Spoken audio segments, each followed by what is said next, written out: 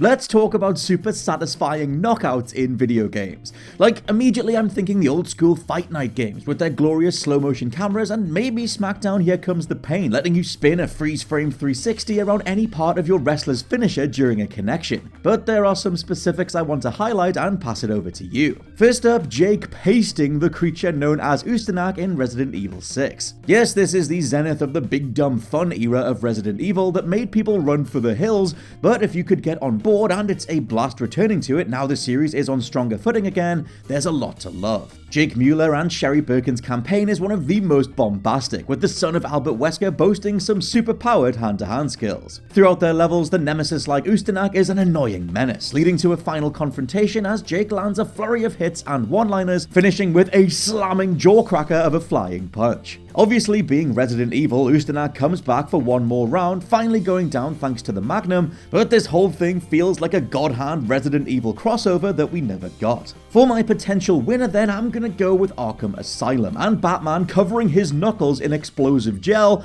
then lamping a mutated Titan Joker to send him flying across the arena. The whole scene is played comic booky and campy as hell, with Bat saying he'll never let Joker win, but it's the fact you've just spent a good 12 hours of game time destroying walls with this stuff, only for Bruce to directly weaponize it in the coolest way possible. Overall, this fight remains divisive as hell, and I totally get that reducing Joker down to a bumbling heavy does a disservice to the character, but a slow motion bat punch to a giant Mark Hamill voiced Joker face? Yeah, it still works. Now, we are trying something new with these sorts of videos, so shout out your favorites down in the comments and let's see which scene or even in-game animation rises to the top as the best knockout in gaming history.